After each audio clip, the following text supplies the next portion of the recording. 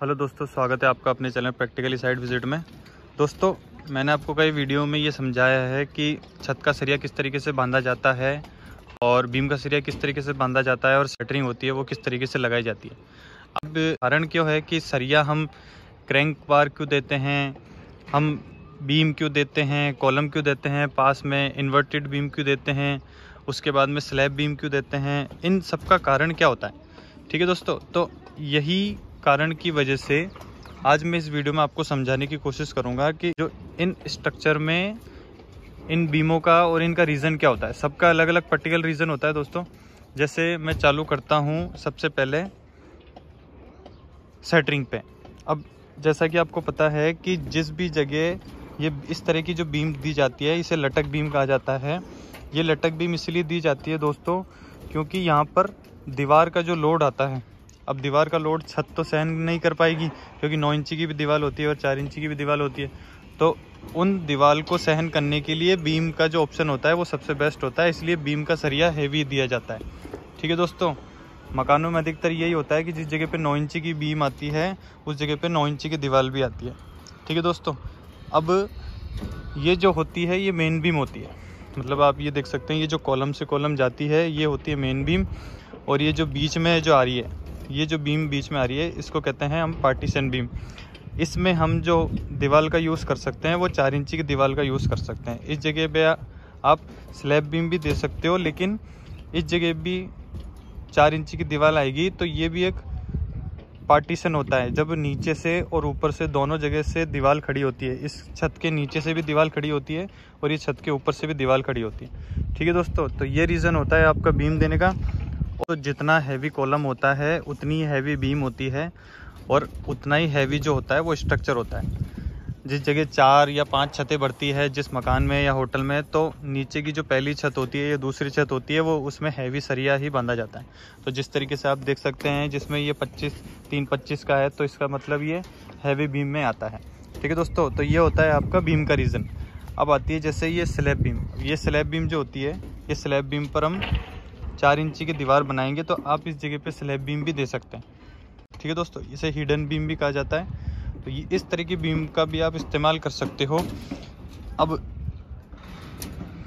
इसमें छत के सरिये में मैं आता हूँ। अगर छत के सरिये में आप देख सकते हैं ये क्रैंक जो होते हैं, ये क्रैंक हमारा देने का कारण ये होता है क्योंकि ये हमारा एक लंबा स्पान होता है दोस्तों।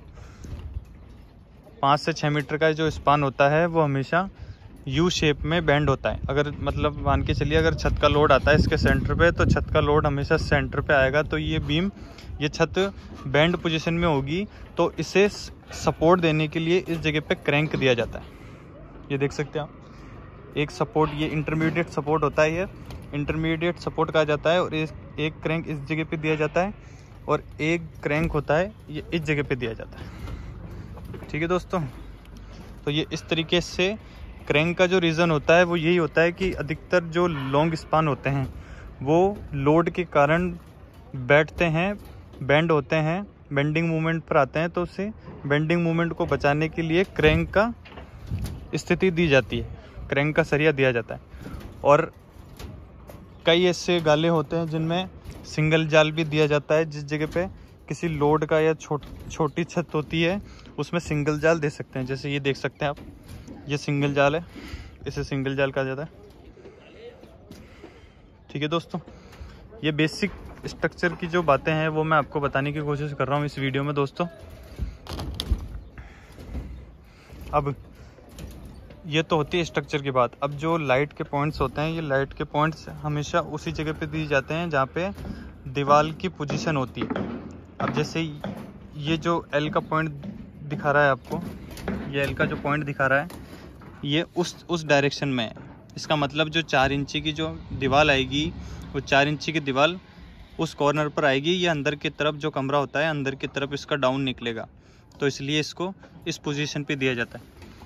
इसका भी आप जरूर ध्यान रखें। जैसे ये देखिए आप, इस तरफ ये डाउन उतरा हुआ है, इसका मतलब ये 4 इंची इस तरफ दीवार आएगी इसकी। तो एक दोस्तों क्वेश्चन ये आता है कि कवर ब्लॉक क्यों दिया जाता है। कवर ब्लॉक, ये आप देख सकते हैं, ये जो छत के नीचे कवर ब्लॉक लगे हुए हैं, ये कवर ब्लॉक का कारण क्या होता है।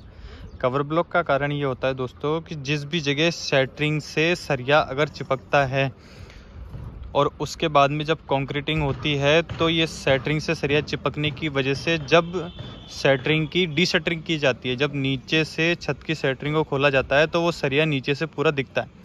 ठीक है दोस्तों, जैसे ये सरिया अगर इस सेंटरिंग से नीचे चिपक जाएगा और ये सेंटरिंग जब खुलेगी भराई के बाद में तो ये सरिया नीचे से दिखेगा, तो उस तरह की स्थिति ना आए इसके लिए कवर ब्लॉक दिया जाता है। दोस्तों छत के अंदर इस तरीके से दिया जाता है और जो बीम के बॉटम होते हैं, ये देख सकते हैं आप, बीम के बॉटम में भी कवर ब्लॉक लगाया हुआ है। ये देखिए, ये साइड में और बीम के बॉटम में ये इस तरह भी कवर लगाया जाता है।